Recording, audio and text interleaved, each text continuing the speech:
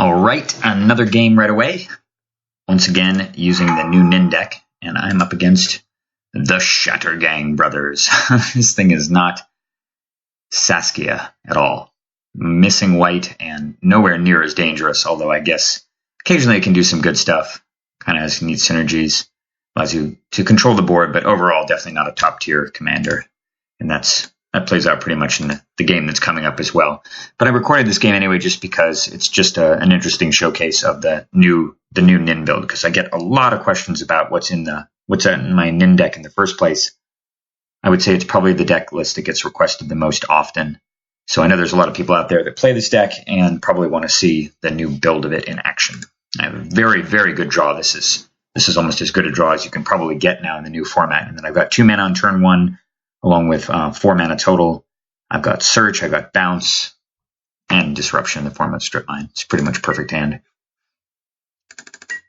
And I'm going first on top of that, which means I can just deliver the turn 1 Nin Pain Artist. Pretty spectacular. All right, what are you up to, dude? He has a tapped Forest. Oh, wait. He suspended a Search for Tomorrow. Not too bad. Now I'm just going to play that. Drawing the Whir is really interesting here, too, because I have the option to go get Chrome Mox with it. The days of whirring for Mana Crypt are done, alas, at least in 1v1. I think actually I'm going to probably be recording down the road once I get my fill of 1v1. I'll probably be recording a lot more multiplayer games, actually, because it'll be fun to revisit those old deck lists and kind of enjoy the decadence of old multiplayer, or I guess what was old single player EDH. But of course, that's not going to be a viable chance for a couple months, at least until they bifurcate the lists. All right, Amnesia. All right, so this is a card that's almost borderline unplayable, honestly. I think in the new format, without those 3 grotesque accelerators, it's just nowhere as good. I mean, imagine obviously the top of my deck would have been different, but if I had Word at the end of the last turn, I almost certainly would have gotten Mana Crypt, given that I had 3 mana available to cast a Whir, so it would have just been for 0. And I would have drawn that land, or I would have played my 4th land and drawn the Amnesia and immediately Amnesia this entire hand. And instead, I just draw it, and it's very clunky and does nothing. So I'm going to just Merchant Scroll for Counterspell and just chill for a bit, especially because he's got the ability to cast the Shattergang Bros now, presuming he draws another land. And there it is, and he casts, instead of casting his General, which only costs 4, right? Yeah. He casts the Sylvok Lifestaff. Gotta get that Lifestaff out there to make this guy deal 3, I suppose. I mean, maybe his intention is to get me to block it or something, or kill it, because now it does 3 damage. But I think that casting the 3/3 creature that controls the board would have probably been better. I'm just going to take the irrelevant hit. Nice. Really, really nice getting the land there. I have every intention of just doing a block Nin shoot here. Especially if he is silly and taps out before he attacks me, which makes my decision extremely easy. Hedron Archive I don't care about at all. So I'm going to do that play right now. I'm actually not sacking my Delta because I don't want to thin my deck of land. I definitely want to draw at least 1 or 2 more. I want to maximize the chances of that because I do have the Amnesia play. And Into the Royal with Amnesia could be pretty powerful and decisive in a bit. Cryptic Command, Deprive, Coalition Relic. This is another card that I added recently. Nate is a huge fan of this card and has been playing it in multiple control decks for a long time. I have not been sold on that. I feel like days with the mandatory land bounce built in is no good if you're not using. Although Nate plays land tax in a lot of his decks too, so Deprive certainly makes a lot more sense in those decks. I haven't been using land tax much. But Deprive used to be mana drain, and it's not quite on the same level. Is it Signet? All right, not bad. Just put some more mana in play here. Unfortunately, I can't cast the Signet too, because that would leave me unable to cast Counterspell. Because I could just make blue and red. It's going to have to chill for a bit, but I feel good with 3 hard counters. He only has 4 cards in hand, so even though he has a fair amount of mana at this point, I'm not too afraid of it. I'm not exactly getting beaten down either. All right, there's the Brothers. Time to sack that. And I'm doing that, of course, because even though I could tap it for black, that doesn't cast Counterspell, and I want to be able to charge Coalition Relic. All right, and he does nothing else, because BB2 doesn't produce anything relevant for his deck, so I'm going to charge at the end of the turn. Quite handy.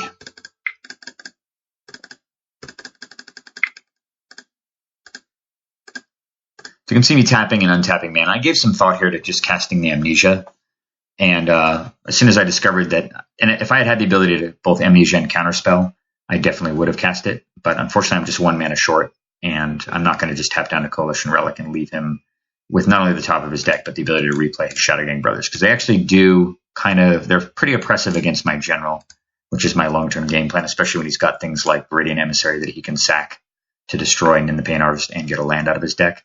So with that in mind, I'm pretty sure that I need to just keep mana available to counter the Shattergang Brothers, and ultimately decide to just play the Is It Signet and strip mine in. And that keeps him off red mana, at least for a while, so that he can't play his General. He can't really play Nin either, unfortunately, because she costs 4. So I'm just going to wait here, but I'm not really under a lot of pressure. Let's see what happens. And he plays Jiraga, Tree Speaker, and taps some more mana and plays this weird thing, Harvester of Souls. Another non-creature token dies, you may draw a card. All right, so I'm going to let that happen, mainly because I've formulated a game plan, and it actually involves the Whir of Invention. I have to just sit here and make that plan come to fruition. For starters, I'm going to Into the Royal and bounce the Hedron Archive, because he didn't play a land that turn, so I'm confident that he's got three blanks in his hand. He has no red mana, or 3 things he can't really play. He has no red mana, so his General is not dangerous. And I feel like this is a pretty good opening for the Amnesia, because it solves the Hedron Archive, which cripples his mana a great deal. I mean, it drops him down to just 5, and he also doesn't have the ability to sack it to draw 2. So it's this Amnesia is really effectively hitting, I don't know, at least 4.5 to 5 cards effectively, and I still have the ability to counterspell, so I'm feeling pretty good about that. Mindstone's found its way back into the deck too, because I don't have as many good accelerators. I'm just sitting here thinking, please don't draw red. He doesn't. And level up his Jiraga and beat me in the face for 9, which kind of sucks, but it's not the end of the world. Instead of charging, I'm going to Impulse. And I get nothing really relevant. I think that the Fire Ice is potentially decent because I can tap his guy to prevent damage, but right now I just want snow-covered islands, so that's what I'm going to keep. Deck Fade doesn't do much right now. Another island is really, really handy, actually, because now I'm up to 4 total, and this guy has 5 power. So we're going to do some main stat, we're going to do some upkeep shenanigans before he draws even. Actually, I guess maybe I'm going to wait for his attack step, yeah, because I just sort of feel like he's the kind of player that would actually try to cast stuff before he attacks, so in case he draws something, he plays just a relevant Farhaven Elf, other than the fact that it gets him his red mana finally. But this allows me to safely make this play, which is to whir away. And it's kind of funny, too, actually, that earlier in the game, I was sitting there looking at the Whir of Invention and thinking to myself, man, does this card even belong in the deck anymore? I mean, without those cheap artifacts to fetch with it, it just seems so clunky. And then, of course, later on in the game, it proved absolutely decisive. And improvise and cast it for 3. There's all those groovy choices there, but only one really stands out as a powerhouse, which is the Veldican Shackles, which allows me to steal the perfect creature, Viridian Emissary, and of course, he still wants to attack. Yeah, so he gains the life off the life staff, of course, because it's his, but I get the effect, because it goes to the graveyard when I control it, which means I get a land, he gets 3 life, and I'm happy to make that exchange. Because now I've got 5 islands total, which is enough to grab this guy, and then he has the foresight at least to throw the life staff onto his guy, which I'll give him some credit for. I'm still just 1 more island away, and I've got Cryptic Command to tap. I can play Mind Stone.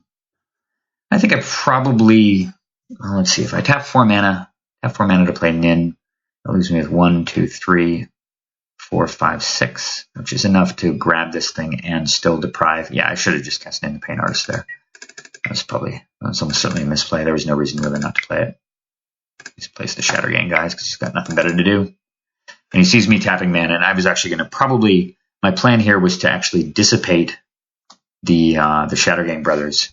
And I've got 6 mana available here, so I was going to, during his attack step, or right when he declares his attack, I was going to Cryptic Command the life staff, actually, to bounce it, to draw, and then I was going to use my remaining 2 mana to steal the Harvester. And I think he would be all but screwed at that point, with no way to fight through the shackles, and creature decks roll over and die, because he doesn't have the ability to even, without the Shattergang Brothers, he doesn't have the ability to destroy an artifact. So that was Game, even though this I think was not the most competitive deck in the world. I thought it was a neat showcase of just some of the machinations of the new Nin deck. And I think I've got some more versions or more games with this version of the deck to come. Certainly there'll be more once I start playing again in the new format in earnest. But I will have more games soon. See you in a bit.